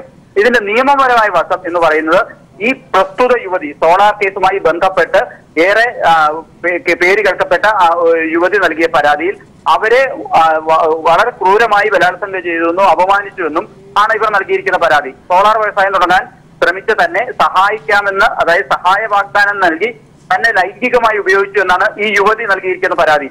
ആ പരാതി വളരെ ഗൗരവതരമാണ് എന്ന് തന്നെയാണ് ലഭിച്ചിരിക്കുന്ന നിയമോപദേശം. മാത്രമല്ല, ലൈംഗിക പീഡനത്തിന് ഇരയായ ഒരു പെൺകുട്ടിയാണെങ്കിലും യുവതിയാണെങ്കിലും ഒരു സ്ത്രീ നൽകുന്ന ഏത് പരാതിയിലും FIR ഇട്ട് അന്വേഷിക്കണം എന്ന് സുപ്രീം കോടതിയുടേതടക്കം വിധിന്യായങ്ങളുണ്ട്. അത് തന്നെയാണ് ഇത്തരം ഒരു നിയമോപദേശം ലഭിക്കാൻ കാരണമായത്. ആ നിയമോപദേശത്തിന്റെ അടിസ്ഥാനത്തിലാണ് ഇപ്പോൾ ക്രൈംബ്രാഞ്ച് നടപടികൾ സ്വീകരിച്ചിരിക്കുന്നത്. അതിനെ നിയമപരമായി ചോദ്യം ചെയ്യാൻ ഈ 3 പേർക്കും ആവില്ല. അത് വേണമെങ്കിൽ തൽക്കാലത്തേക്ക് ഹൈക്കോടതിയിലോ മറ്റോ പോയി ഒരു സ്റ്റേക്കോ മറ്റോ ശ്രമിക്കാമെന്നല്ലാതെ ഇതിൽ കൃത്യമായി വിചാരണ നേരിടേണ്ട കുറ്റകൃത്യങ്ങൾ തന്നെയാണ് ഈ 3 പേർക്കുമെതിരെ നിലനിൽക്കുന്നത് എന്നുള്ളതാണ് നിയമപരമായി ലഭിക്കുന്ന നിയമോപദേശം. ആ നിയമോപദേശത്തിന്റെ അടിസ്ഥാനത്തിൽ തന്നെയാണ് ഇപ്പോൾ ക്രൈംബ്രാഞ്ച് 3 പേർക്കുമെതിരെ ഗുരുതരമായ വകുപ്പുകളിട്ട് കേസെടുത്തിരിക്കുന്നത്. അതിൽ ഇവർ നിയമവഴികളിലൂടെ കടന്നു പോവുക തന്നെ വേണം. അതിന്റെ രാഷ്ട്രീയമായ എന്തൊക്കെ ആരോപണങ്ങൾ കോൺഗ്രസിൽ ഉന്നയിക്കാമെങ്കിലും പക്ഷേ ഇതിന്റെ നിയമവഴി വളരെ ദുർഘടമാണ് ഈ 3 ജനപ്രതിനിധികളെയും സംബന്ധിച്ച് എന്നുള്ള കാര്യത്തിൽ തർക്കമില്ല. മറ്റൊന്ന്, ഇവർ വരുന്ന പാർലമെന്റ് തെരഞ്ഞെടുപ്പിൽ കോൺഗ്രസിന്റെ സ്ഥാനാർത്ഥി പട്ടികയിൽ പരിഗണിക്കപ്പെടുന്ന പേരുകളാണ് എന്നുള്ളത് കൊണ്ട് തന്നെ UDF-ഉം കോൺഗ്രസും ഇക്കാര്യത്തിൽ പ്രതിരോധത്തിലാവുകയും ചെയ്യും. ശരി, സാലി തുടരുക. ഇപ്പോൾ ശ്രീ ഭാസുരേന്ദ്ര ബാബു നമുക്കൊപ്പം ചേരുകയാണ്. ശ്രീ ഭാസുരേന്ദ്ര ബാബു, കോൺഗ്രസ് MLA-മാരായ അടൂർ പ്രകാശ്, ഹൈബി ഈഡൻ, AP അനിൽകുമാർ എന്നിവർക്കെതിരെ ലൈംഗിക പീഡനത്തിന് ഇപ്പോൾ ക്രൈംബ്രാഞ്ച് കേസെടുത്തിരിക്കുകയാണ്. നമുക്കറിയാം, ലോക്സഭാ തെരഞ്ഞെടുപ്പ് അടുത്തിരിക്കുന്ന വേളയിൽ UDF കോൺഗ്രസിന്റെ സ്ഥാനാർത്ഥി പട്ടിക പുറത്തു വന്നിട്ടില്ലെങ്കിൽ പോലും ഇവർ സ്ഥാനാർത്ഥികളുടെ പരിഗണനയിൽ ഉള്ളവരാണ്, സ്ഥാനാർത്ഥികളാകാൻ സാധ്യതയുള്ളവരാണ്. ഈ സമയത്താണ് ഇത്തരത്തിൽ ഇപ്പോൾ കേസെടുത്തിരിക്കുന്നത്. ഈ വിഷയം എങ്ങനെ നമുക്ക് കാണാം? ഈ കേസ് ഒരു വളരെ പഴയ കേസാണ്, സരിതയുമായി ബന്ധിപ്പിച്ച പഴയ കേസാണ്.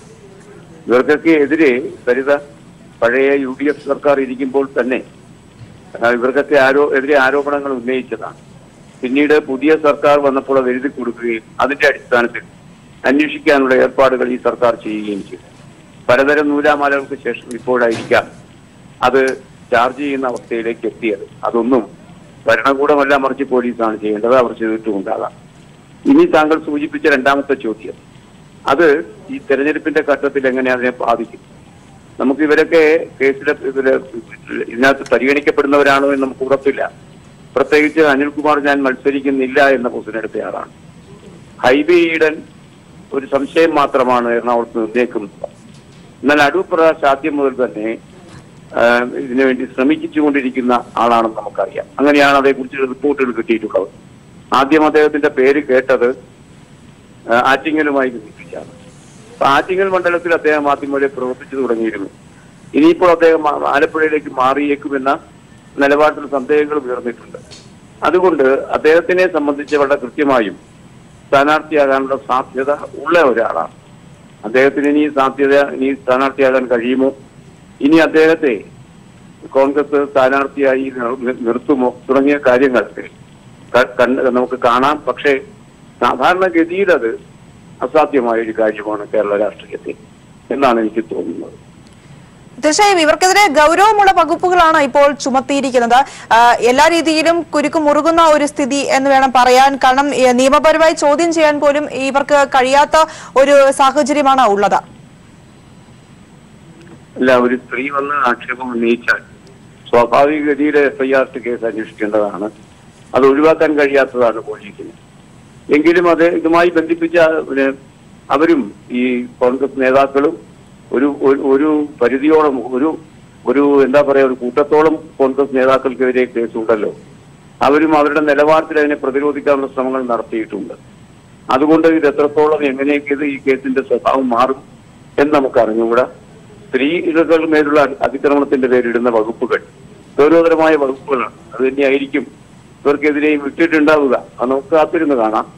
ഏതായാലും നമ്മളെ സംബന്ധിച്ച് തെരഞ്ഞെടുപ്പിന്റെ പശ്ചാത്തലത്തിൽ കോൺഗ്രസിന്റെ സ്ഥാനാർത്ഥി നിർണയം പൂർത്തീകരിക്കാത്ത സാഹചര്യത്തിൽ അടൂർ പ്രകാശ് ഉറപ്പിക്കപ്പെട്ട സ്ഥാനാർത്ഥി അദ്ദേഹം മത്സരരംഗത്തിന് ഉണ്ടാകും എന്ന് കരുതാൻ വയ്യ. അതാണ് ഞാൻ പറഞ്ഞത്. ശരി, വളരെയധികം നന്ദി ശ്രീ ഭാസുരേന്ദ്ര ബാബു ഈ വിഷയത്തിൽ ഞങ്ങളോട് പ്രതികരിച്ചതിന്. കോൺഗ്രസ് MLA-മാരായ അടൂർ പ്രകാശ്, ഹൈബി ഈഡൻ, AP അനിൽകുമാർ എന്നിവർക്കെതിരെ ലൈംഗിക പീഡനത്തിന് കേസെടുത്തിരിക്കുകയാണ്. സാലി ചേരുന്നുണ്ട് വിവരങ്ങളുമായി. സാലി സൂചിപ്പിച്ച പോലെ വളരെ ഗൗരവമുള്ള വകുപ്പുകൾ ചുമത്തിയിരിക്കുന്ന ഒരു സാഹചര്യം, നിയമപരമായി ചോദ്യം ചെയ്യാൻ ഇവർക്ക് കഴിയാത്ത ഒരു അവസ്ഥയുമുണ്ട്. അപ്പോൾ ഇനി കാര്യങ്ങൾ നിയമപരമായി മുൻപോട്ട് പോകുമ്പോൾ ഇതിന്റെ നടപടിക്രമങ്ങൾ ഒരിക്കൽ കൂടി എങ്ങനെയാകും ഇനി ഉണ്ടാകാൻ പോകുന്നത് എന്ന് വിശദീകരിക്കാമോ? ഇപ്പോൾ നിലവിൽ ഈ കേസ് ക്രൈംബ്രാഞ്ച് തിരുവനന്തപുരം യൂണിറ്റ് അന്വേഷിച്ച് തിരുവനന്തപുരം കോടതിയിൽ FIR നൽകിയെങ്കിലും അത് പിന്നീട് ജനപ്രതിനിധികൾക്കെതിരെ കേസുകൾ കൈകാര്യം ചെയ്യുന്ന പ്രത്യേക കോടതിയിലേക്ക് മാറ്റുകയാണ്. അത് കൊച്ചിയിൽ CJM കോടതി കോംപ്ലക്സിലാണ് പ്രവർത്തിക്കുന്നത്. അങ്ങോട്ട് മാറ്റിയിരിക്കുന്നു. ഇനിയുള്ള നടപടിക്രമം എന്ന് പറയുന്നത് ഈ 3 പേരും ഈ കോടതിയിൽ ഹാജരായി ജാമ്യം എടുക്കണം. അതാണ് ഏറ്റവും പ്രധാനപ്പെട്ട നടപടിക്രമം.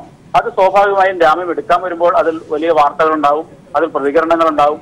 ഒപ്പം തന്നെ ഞാൻ നേരത്തെ സൂചിപ്പിച്ചതുപോലെ തുടർന്ന് ഇവർ വിചാരണ ഈ കാര്യത്തിൽ നേരിടുകയും വേണം. മറ്റൊന്ന് അതിന്റെ രാഷ്ട്രീയ മാനങ്ങൾ തന്നെയാണ്. നേരത്തെ സൂചിപ്പിച്ചതുപോലെ ഈ 3 പേരിൽ 3 പേരുടെ പേരും സ്ഥാനാർത്ഥി പട്ടികയിൽ ഉണ്ടാകും എന്ന് കരുതപ്പെടുന്ന അല്ലെങ്കിൽ പ്രതീക്ഷിക്കപ്പെടുന്ന പേരുകളാണ്. ഇതിൽ 2 പേരോ അല്ലെങ്കിൽ 3 പേരോ അത്തരത്തിലുള്ളവരാണ്. അവർ അപ്പോൾ നേരിടാൻ പോകുന്ന ഒരു പ്രശ്നം തെരഞ്ഞെടുപ്പ് കമ്മീഷന്റെ നിർദ്ദേശപ്രകാരം അവർക്കെതിരായ ഓരോ സ്ഥാനാർത്ഥിയും അവർക്കെതിരായ ക്രൈമുകളുടെ കേസുകളുടെ വിവരങ്ങൾ കൃത്യമായി ദൃശ്യമാധ്യമങ്ങളിലൂടെ വോട്ടർമാർക്ക് കാണുന്ന രീതിയിൽ പരസ്യപ്പെടുത്തണം എന്ന് തെരഞ്ഞെടുപ്പ് കമ്മീഷൻ ഇക്കുറി പുതിയൊരു നിർദ്ദേശം നൽകിയിട്ടുണ്ട്. ആ നിർദ്ദേശപ്രകാരം ഈ AP അനിൽകുമാറോ ഹൈബി ഈഡനോ അടൂർ പ്രകാശോ സ്ഥാനാർത്ഥികളാവുകയാണെങ്കിൽ അവർ തങ്ങൾ നൽകുന്ന പരസ്യത്തിൽ ഹൈബി ഈഡൻ പറയേണ്ടി വരും താൻ ഒരു ബലാത്സംഗ കേസിലെ പ്രതിയാണ് എന്ന വിവരം. AP അനിൽകുമാറും അടൂർ പ്രകാശും പറയേണ്ടി വരും താൻ പ്രകൃതി വിരുദ്ധ ലൈംഗിക പീഡന കേസിലെ പ്രതിയാണ് എന്ന വിവരം. ഈ 2 പേരും വെളിപ്പെടുത്തേണ്ടി വരും. അത് കോൺഗ്രസിന് വലിയ തിരിച്ചടി ഉണ്ടാവും. സ്വാഭാവികമായും അത് ചർച്ച ചെയ്യപ്പെടുന്ന കാര്യം തന്നെയാവും. അതുകൊണ്ട് തന്നെ ഇതിന് ഒരുപാട് രാഷ്ട്രീയ മാനങ്ങളുണ്ട്. നിയമപരമായി ഇവർ ഇതിന് ഒരു നിമിഷം തുടരുക. ഇപ്പോൾ മാധ്യമപ്രവർത്തകൻ കൂടിയായ ശ്രീ M ജയചന്ദ്രൻ നമുക്കൊപ്പം ചേരുകയാണ്. ശ്രീ M ജയചന്ദ്രൻ, കോൺഗ്രസ് MLA-മാരായ 3 പേർക്കെതിരെയാണ് ഇപ്പോൾ കേസെടുത്തിരിക്കുന്നത്. അടൂർ പ്രകാശ്, ഹൈബി ഈഡൻ, AP അനിൽകുമാർ എന്നിവർക്കെതിരെ ലൈംഗിക പീഡനത്തിന് കേസെടുത്തിരിക്കുന്നു. സോളാർ കേസുമായി ബന്ധപ്പെട്ട വിഷയത്തിലാണ് ഇപ്പോൾ ക്രൈംബ്രാഞ്ച് കേസെടുത്തിരിക്കുന്നത്. ഇപ്പോൾ ലോക്സഭാ ഇലക്ഷൻ അടുത്തിരിക്കുന്ന ഒരു സമയമാണ്. എങ്ങനെയായിരിക്കും ഇത് പ്രതിഫലിക്കുക ഈ ഒരു സമയത്ത് ഇത്തരത്തിലൊരു കേസെടുത്തിരിക്കുന്ന വിഷയം? ഇപ്പോ സാലിം മുഹമ്മദ് പറഞ്ഞത് തന്നെയാണ് അതിന്റെ ഏറ്റവും വലിയ പൊളിറ്റിക്കൽ ഇംപ്ലിക്കേഷൻ ആയിട്ട് വരാൻ പോകുന്നത്. ഇത് പക്ഷേ പ്രധാനപ്പെട്ട ഒരു കാര്യമുള്ളത് ഈ 3 പേർക്കെതിരെ ഹൈബി ഈഡന്റെ, അടൂർ പ്രകാശിന്റെയും അനിൽകുമാറിന്റെയും മാത്രം പ്രശ്നമല്ല, ശ്രീ KC വേണുഗോപാലിന്റെ കാര്യത്തിലും ഇത് തന്നെയാണ് പ്രശ്നമായിട്ട് നിൽക്കുന്നതെന്നാണ് ഞാൻ മനസ്സിലാക്കിയിട്ടുള്ള ഒരു കാര്യം. ഈ പറഞ്ഞതുപോലെ നോമിനേഷൻ കൊടുത്തു കഴിഞ്ഞാൽ ഈ സ്ഥാനാർത്ഥികൾക്ക് അവർക്കെതിരെയുള്ള ക്രിമിനൽ കേസുകൾ എന്തെങ്കിലും ഉണ്ടെങ്കിൽ അവരുടെ ചിലവിൽ 5000 കോപ്പിയിൽ കുറയാതെ പ്രചാരമുള്ള പത്രങ്ങൾ കൊടുക്കണം എന്നാണ് ഇലക്ഷൻ കമ്മീഷൻ ഇത്തവണ നൽകിയിട്ടുള്ള വ്യക്തമായ നിർദ്ദേശം. ഈ നിർദ്ദേശപ്രകാരം 5000 കോപ്പിയിൽ കുറയാത്ത പത്രങ്ങളിൽ ഞങ്ങൾക്കെതിരെ ഇന്ന ക്രിമിനൽ കേസ് ഉണ്ടെന്നും അതിന്റെ ഉള്ളടക്കം ഇന്നതാണെന്ന് കാണിച്ച് പരസ്യപ്പെടുത്തണം. ഇങ്ങനെ പരസ്യപ്പെടുത്തി കഴിഞ്ഞാൽ പിന്നെ മത്സരിച്ചെന്ന കാര്യമില്ലല്ലോ. അപകീർത്തിയാണ് തന്നെ സോളാർ വ്യവസായം തുടങ്ങാമെന്ന് പറഞ്ഞ് തന്നെ പീഡിപ്പിച്ചു എന്നുള്ളതാണ് ഇവർക്ക്. അദ്ദേഹത്തിന്റെ ഫോൺ ബന്ധം എന്തോ നഷ്ടപ്പെട്ടിരിക്കുന്നു മനസ്സിലാക്കാൻ സാധിക്കുന്നു. വീണ്ടും സാരിയിലേക്ക് ചേരുകയാണ്. സാരി, ഇന്ന് ക്രൈംബ്രാഞ്ച് ഇത്തരത്തിൽ ഈ ഒരു കേസ് എടുത്തിരിക്കുന്ന ഒരു ക്രൈംബ്രാഞ്ചാണ് ഈ ഒരു കേസ് ഇപ്പോൾ എടുത്തിരിക്കുന്നത്. 3 MLA-മാർക്കെതിരെ ആണ് ഇപ്പോൾ കേസ്. കൂടുതൽ ആളുകൾ ഇതിൽ ഉൾപ്പെട്ടിട്ടുണ്ട് എന്ന് നമുക്ക് മനസ്സിലാക്കാൻ സാധിക്കുന്നുണ്ട്. ഇപ്പോൾ 3 പേർക്കെതിരെ ഗൗരവമായ വകുപ്പുകൾ ആണ് ചേർത്തിരിക്കുന്നത്. ആ വകുപ്പുകൾ എന്തൊക്കെയാണ്? അതായത് ഹൈബി ഈഡനെതിരെ ഞാൻ നേരത്തെ സൂചിപ്പിച്ചതുപോലെ ഉള്ളത് ബലാത്സംഗ കേസാണ് ഹൈബി ഈഡനെതിരെ ചുമത്തിയിരിക്കുന്നത്. അത് തെളിയിക്കപ്പെട്ടാൽ ജീവപര്യന്തം അടക്കം തടവ് ശിക്ഷ ലഭിക്കാവുന്ന കുറ്റവുമാണ്. AP അനിൽകുമാറിന് അടൂർ പ്രകാശിനുമെതിരെയുള്ള സ്ത്രീത്വത്തെ അപമാനിക്കലും പ്രകൃതി വിരുദ്ധ ലൈംഗിക പീഡനവുമാണ്. അതും ഗുരുതരമായ വകുപ്പുകൾ തന്നെയാണ്. ഈ സമാനമായ കേസ് തന്നെ ഉമ്മൻചാണ്ടിക്കും KC വേണുഗോപാലിനുമെതിരെ നിലനിൽക്കുന്നുണ്ട്. അത് നിയമോപദേശത്തിന്റെ അടിസ്ഥാനത്തിൽ അന്ന് കേസെടുക്കുകയും അത് ഇപ്പോൾ ആ കേസ് റദ്ദാക്കണമെന്ന് ആവശ്യപ്പെട്ടുകൊണ്ട് ഹൈക്കോടതിയിൽ ഇരുവരും സമർപ്പിച്ച ഹർജികൾ ഇപ്പോൾ ഹൈക്കോടതിയിൽ പെൻഡിങ്ങുമാണ്. അതാണ് അതുമായി ബന്ധപ്പെട്ട സാഹചര്യം. KC വേണുഗോപാലിനെതിരെയും ഇതേ കേസുകൾ നിലനിൽക്കുന്നുണ്ട്. ഇതേ പരാതി തന്നെ ഈ പീഡനത്തിനിരയായ യുവതി എല്ലാവർക്കുമെതിരെ നൽകിയിട്ടുണ്ട്. അത് പ്രത്യേകം പരാതികളായി ഓരോരുത്തർക്കുമെതിരെ സെപ്പറേറ്റ് പെറ്റീഷൻസ് ആയി ഈ യുവതി നൽകിയിരുന്നു. അതിന്റെ അടിസ്ഥാനത്തിലാണ് ഓരോ സെപ്പറേറ്റ് FIR ഇടുകയും പ്രത്യേകം കേസെടുക്കുകയും ചെയ്തത്. അത് തന്നെയാണ് ഇതിലും സംഭവിച്ചിരിക്കുന്ന നടപടിക്രമം. ഇത് ഈ സർക്കാരിന്റെ കാലത്തോട് ആരംഭിച്ചതല്ല. നമുക്കറിയാം, കഴിഞ്ഞ സർക്കാരിന്റെ കാലത്ത് ഉമ്മൻചാണ്ടി മുഖ്യമന്ത്രിയായിരിക്കെ മുഖ്യമന്ത്രിയുടെ ഓഫീസ് കേന്ദ്രീകരിച്ച് നടന്ന വലിയ തട്ടിപ്പിന്റെ ഒരു കഥയാണ് പുറത്തു വന്നത്. അതിന്റെ തുടർച്ച എന്നോണമാണ് ഇതിനെക്കുറിച്ച് സോളാർ ജുഡീഷ്യൽ അന്വേഷണ കമ്മീഷൻ വന്നതും ആ ജുഡീഷ്യൽ അന്വേഷണ കമ്മീഷന്റെ ശുപാർശ എന്ന് പറയുന്നത് തന്നെ ഈ ലൈംഗിക പീഡനം അടക്കമുള്ള കേസുകളിൽ തുടർ നടപടികളാവാം എന്ന് തന്നെയായിരുന്നു. അതിന്റെ അടിസ്ഥാനത്തിലാണ് പിന്നീട് വന്ന LDF സർക്കാർ അതിൽ തുടർ നടപടികൾക്കായി ഉദ്യോഗസ്ഥരെ ചുമതലപ്പെടുത്തിയത്. അതിന്റെ ഭാഗമായി ക്രൈംബ്രാഞ്ച് അന്വേഷണം ആരംഭിക്കുകയും ചെയ്തു. ആ ക്രൈംബ്രാഞ്ച് അന്വേഷണമാണ് ഇപ്പോൾ തുടരുന്നത്. ഓരോ പർട്ടിക്കുലർ കേസുകളും ഓരോ സെപ്പറേറ്റ് കേസുകളായിട്ട് എടുത്തു. അതിൽ ഓരോന്നിനും ക്രൈംബ്രാഞ്ച് നിയമവിദഗ്ധരിൽ നിന്ന് നിയമോപദേശവും തേടി.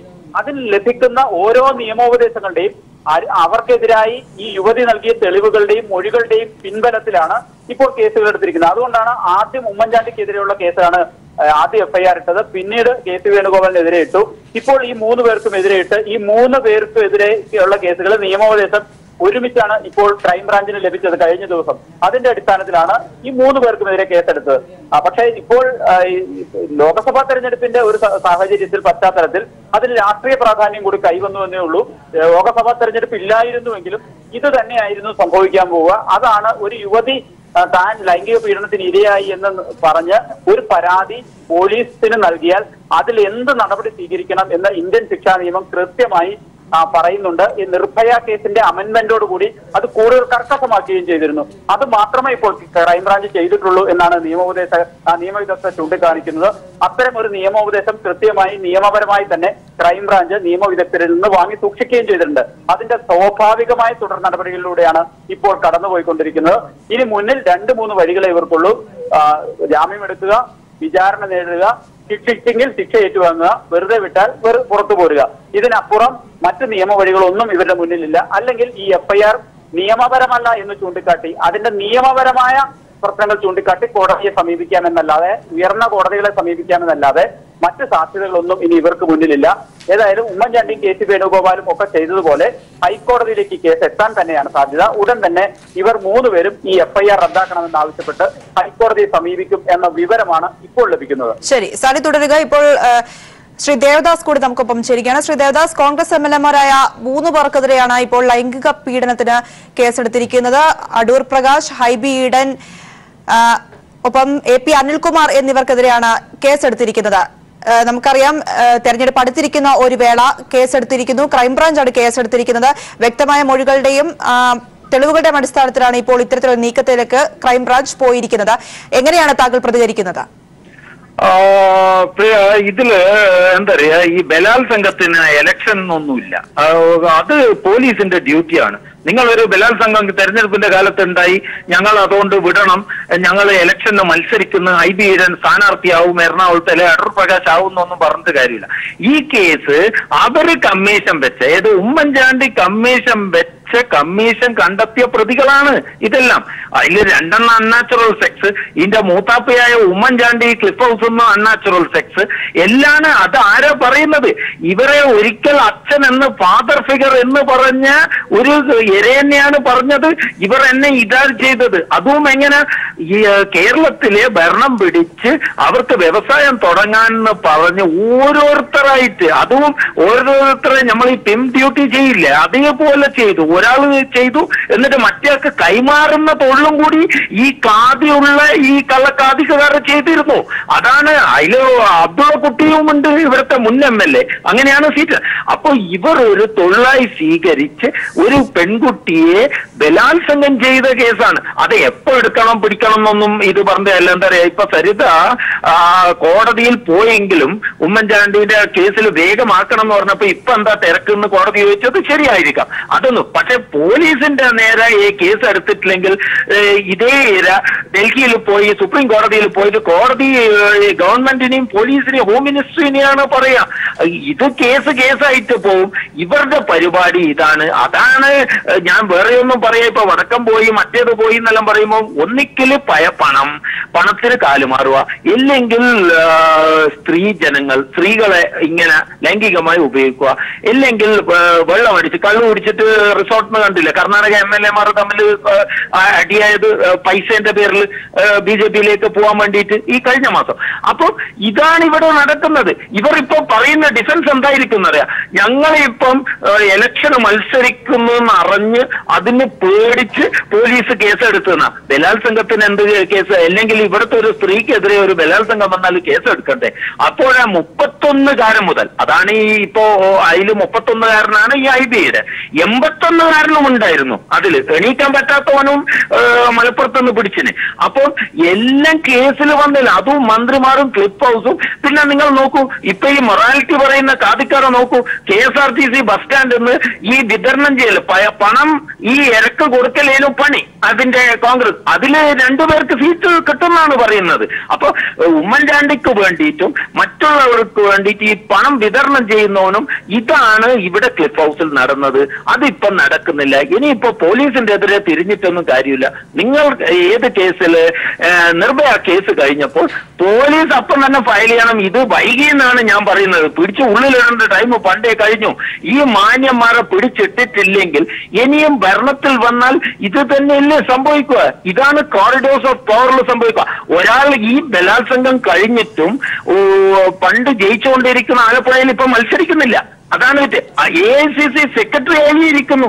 ഇവർ ഈ റേപ്പ് ചെയ്ത ആൾക്കാർക്കുള്ള പൊസിഷനാണ് AICC സെക്രട്ടറി എന്നെല്ലാം ഒരു കോൺഗ്രസ്, അതും ഇവിടെ 70 കൊല്ലം ഭരിച്ചൊരു പാർട്ടിന്റെ ഇപ്പൊ തിരുന്ന്. അതിൽ പറഞ്ഞ കാര്യമില്ല. എന്താ പറയാ, ND തിവാരി പണ്ട് ഇതിന്റെ മൂത്താപ്പയിലും ഇപ്പൊ മരിച്ചുപോയ UP മുഖ്യമന്ത്രിയല്ലേ, രാജ്ഭവൻ, ആന്ധ്ര രാജ്ഭവൻ 3 പെണ്ണുങ്ങളെ പ്രോസ്റ്റിറ്റ്യൂട്ടിനെ കൊണ്ടുവന്നിട്ടില്ല. എന്നിട്ടാണ് വളരെ നന്ദി ഞങ്ങളുടെ ഈ വിഷയത്തിൽ പ്രതികരിച്ചതിന്. ഇപ്പോൾ ശ്രീ ഡൊമിനിക് പ്രസന്റേഷൻ കൂടി നമുക്കൊപ്പം ചേരുകയാണ്. ശ്രീ ഡൊമിനിക് പ്രസന്റേഷൻ, സോളാർ കേസുമായി ബന്ധപ്പെട്ട് ഇപ്പോൾ കോൺഗ്രസിലെ 3 MLA-മാർക്കെതിരെയാണ് ക്രൈംബ്രാഞ്ച് കേസെടുത്തിരിക്കുന്നത്. അടൂർ പ്രകാശ്, ഹൈബി ഈഡൻ, AP അനിൽകുമാർ എന്നിവർക്കെതിരെയാണ് ലൈംഗിക പീഡനത്തിന് കേസെടുത്തിരിക്കുന്നത്. എന്താണ് താങ്കളുടെ പ്രതികരണം? ഈ 3 പേര് പാർലമെന്റിലേക്ക് മത്സരിക്കാനുള്ള ലിസ്റ്റിൽ വന്നതാണ്. അതല്ലേ കാര്യം. എത്രയോ നാൾ മുമ്പ് കൊടുത്ത പരാതിയാണത്. അതൊന്നും ഇല്ലല്ലോ. ഈയിടെ ഈ പറഞ്ഞ സ്ത്രീ തന്നെ ഹൈക്കോടതിയിൽ പോയി. ശ്രീ KC വേണുഗോപാലിനെതിരായും അതുപോലെ ശ്രീ ഉമ്മൻചാണ്ടിക്കെതിരായും. അപ്പൊ ഗവൺമെന്റ് കൊടുത്ത മറുപടി ഞങ്ങള് അന്വേഷിച്ചുകൊണ്ടിരിക്കുകയാണെന്നാണ്. രണ്ടാമത് ഡിവിഷൻ ബെഞ്ച് വളരെ അൺസ്ക്രൂപ്പുലസ് ആയിട്ട് തള്ളി. അവർ കമന്റ്സ് ഉണ്ടായിരുന്നോ? 4 വർഷം മുമ്പ് നടന്ന കാര്യം ഇപ്പോഴാണ് പരാതിപ്പെടുന്നത് തള്ളി ഹൈക്കോടതി. അപ്പൊ അതുകൊണ്ട് ഇതൊക്കെ ഇപ്പോഴും ഇലക്ഷൻ വന്നപ്പോഴേക്കും അവരുടെ പേര് വന്നു സ്ഥാനാർത്ഥികളുടെ ലിസ്റ്റിൽ. അപ്പൊ അതുകൊണ്ട് ഒരു ചെറിയ ചെയ്ത് ചെയ്തേക്കാം. അതിന്റെ അപ്പുറം ഞങ്ങൾ കാണുന്നില്ല. ഇതൊക്കെ ഞങ്ങൾ നേരിടുന്നവരായി. ഇതൊക്കെ നേരത്തെ ഉള്ള പരാതിയാണൊക്കെ തള്ളിക്കളഞ്ഞതാണ്. ഇനി സർക്കാരിന്റെ ഈ ഇലക്ഷനുമായി ബന്ധപ്പെട്ട് ഉള്ള ഒരു ഒരു ജനങ്ങളുടെ മുമ്പാകെ പറയാൻ വേണ്ടി ഒന്നുമില്ലാത്തതുകൊണ്ട് എടുത്തതാണ്. ഞങ്ങൾ അവര് നിയമപരമായിട്ട് നേരിടും, ഒരു സംശയക്കാരില്ല. ശ്രീ ഡൊമിനിക് പ്രസന്റേഷൻ, തെരഞ്ഞെടുപ്പ് വന്ന സമയമായതുകൊണ്ടാണ് ഇത്തരത്തിൽ കേസെടുത്തത് എന്ന് പറയാൻ സാധിക്കുമോ? കാരണം വ്യക്തമായ തെളിവുകളുടെയും പരാതിക്കാരിയുടെ മൊഴികളിൽ കാര്യമായ കാരണങ്ങൾ ഉണ്ട് എന്നും മനസ്സിലാക്കിയാണ് ഇപ്പോൾ ഈ ഒരു കേസ് എടുത്തിരിക്കുന്നതെന്നാണ് മനസ്സിലാക്കാൻ സാധിക്കുന്നത്. ആ കേസ് എടുക്കട്ടെ, എത്ര കൊല്ലുമ്പോഴുള്ള പരാതി അതൊക്കെ ഞങ്ങൾ നിയമപരമായിട്ട് നേരിട്ടുള്ളതല്ലേ. അതെന്താ കാര്യമുള്ളത്? ഇവിടെ മാർക്സിസ്റ്റ് പാർട്ടിമാര് ശശിയമ്മയുടെ മാതിരി ഞങ്ങൾ പൂഴ്ത്താൻ പോയിട്ടില്ലല്ലോ. മനസ്സിലായി, ഞങ്ങളാരും പൂഴ്ത്താൻ പോയിട്ടില്ല പല കാര്യങ്ങളിലും. അതുകൊണ്ട് ഇതൊക്കെ വരട്ടെ, ഞങ്ങൾ നേരിടും. ഇതിപ്പോ ഇലക്ഷൻ എടുത്താൽ 3 പേരും ഗൗരവപൂർവ്വം സ്ഥാനാർത്ഥി ലിസ്റ്റിലേക്ക് വന്ന സമയം ചെയ്ത് അവിടെ ഞാൻ പറഞ്ഞത് നേരത്തെ ചെയ്യാറുണ്ടല്ലോ. ഇപ്പൊ കൊടുത്ത പരാതിയല്ലല്ലോ, എത്ര നാളും മുമ്പ് കൊടുത്ത പരാതിയാ. അപ്പൊ ഇതൊക്കെ വരുന്ന രാഷ്ട്രീയം വന്ന് ഞങ്ങൾക്ക് മുഴുവൻ പിടികിട്ടും. മാത്രമല്ല ഇതേ സ്ത്രീ തന്നെ ഹൈക്കോടതി സെയിം കേസാണ് കൊണ്ട് കൊടുത്തത്. ശ്രീ വേണുഗോപാലിനെതിരായിട്ടും മുന്നണിക്കെതിരായിട്ടും ഹൈക്കോടതി നിഷ്കരണം തള്ളി പോയി അന്വേഷിക്കാൻ പറഞ്ഞു പോയിട്ട്. അപ്പൊ അതൊക്കെ അങ്ങനെ കിടക്കും. ഇതൊക്കെ രാഷ്ട്രീയ പ്രേരിതമാണ്. ഇടതുമുന്നണിക്ക് ഇതിന്റെ അപ്പുറം ചെയ്യും. ഞങ്ങൾക്ക് അത്ഭുതമൊന്നുമില്ല ഇതിനകത്ത് കേട്ടോ. ഞങ്ങൾ നേരിടും നിയമപരമായി തന്നെ. തീർച്ചയായും നന്ദി ശ്രീ ഡൊമിനിക് പ്രസന്റേഷനിൽ ഞങ്ങളോട് പ്രതികരിച്ചതിന്. ഈ വിഷയത്തിൽ എന്തായാലും കോൺഗ്രസിലെ 3 MLA-മാർക്കെതിരെയാണ് ഇപ്പോൾ ക്രൈംബ്രാഞ്ച് കേസെടുത്തിരിക്കുന്നത്. അടൂർ പ്രകാശ്, ഹൈബി ഈഡൻ, AP അനിൽകുമാർ എന്നിവർക്കെതിരെ ലൈംഗിക പീഡനത്തിന് കേസെടുത്തിരിക്കുന്നു. വിവരങ്ങളാണ് കൊച്ചിയിൽ നിന്ന് സാലിയും തിരുവനന്തപുരത്ത് നിന്ന് ലെസ്ലി ജോണും നൽകിയത്. ഒരിടവേളയ്ക്ക് ശേഷം അടുത്ത വാർത്താ ബുള്ളറ്റിനുമായി ബിബിന ചേരും. നമസ്കാരം.